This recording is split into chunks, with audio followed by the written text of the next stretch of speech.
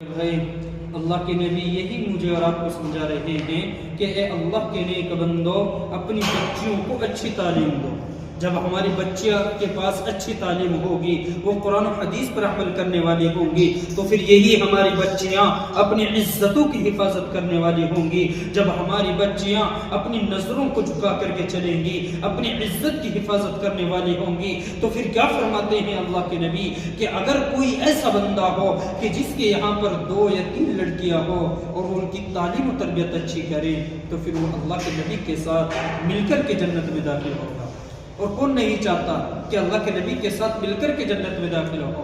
ہر کوئی یہ چاہتا ہے کہ اپنے نبی کا قیامت کے دن قرب مل جائے اور میں اپنے نبی کے ساتھ جنت میں داخل ہو جاؤں۔ لیکن اے اللہ کے نیک بندو، اس اللہ کے نبی کے ارشاد کا کسی کو جو ہے فکر نہیں ہے، اس اللہ کے نبی کے ارشاد کی فکر کسی کو نہیں ہے، ہر کوئی اپنی مستی میں مگن ہے۔ اور آج ہمارے مذہب کے اندر سب سے زیادہ بے حیائی اگر کسی مذہب کے اندر ہے تو ہمارے مذہب کے اندر ہے، کیونکہ اپنے بچوں پر دھیان ہی نہیں دیتے۔ بچیاں بے پردہ بازاروں میں گھوم رہی ہیں، بچیاں بے پردہ جہاں چاہے جا رہی ہیں۔ شادی بیاہوں کا حال لے لو، شادی وغیرہ کا حال لو، تو ایسے اتنا برا ماحول بن چکا ہے کہ آج ہماری بچیاں سب سے زیادہ جو ہے بے پردہ نظر آتی ہیں۔ جو غیروں کا طریقہ تھا وہ آج مسلمانوں نے لے لیا، اور جو مسلمانوں کا طریقہ تھا آج وہ غیر اپنا رہے ہیں۔ آج بے حیائی اس قدر عام ہو چکی ہے اور بچیاں بے پردہ ہو کر کے اس گناہ تک پہنچ رہی ہے کہ وہ اپنے ایمان سے، اپنے دین سے مرتد ہو رہی ہے۔ لاکھوں بچیاں، سال کی جب ہمیں کارگزاری ملتی ہے کہ اس سال میں کتنی بچیاں جو ہے اپنے ایمان سے مرتد ہوئی، اپنے ایمان سے خارج ہوئی، تو لاکھوں کئی لاکھ بچیوں کی لسٹ ہمارے سامنے آتی ہے کہ لاکھوں لڑکیاں جو ہے اپنے ایمان کو چھوڑ کر کے جا چکی ہیں۔ وجہ کیا ہے؟ وجہ یہی ہے کہ میں اور آپ اپنی بچوں پر دھیان نہیں دیتے۔ ابھی ایک اور خبر سننے کو ملی کہ ابھی جو ہے کہیں پر خبر سننے کو ملی کہ وہاں سے 50-60 لڑکیاں جو ہے ایک دم جو ہے پولیس نے برآمد کی، جو اپنے ایمان سے مرتد ہو رہی تھی، اپنی عزتوں کا سودا کر رہی تھی۔ اس میں غلطی کس کی ہے؟ اس میں غلطی آج تمام کے تمام ماں باپ کی ہے کہ اپنی بچوں پر دھیان نہیں دیتے۔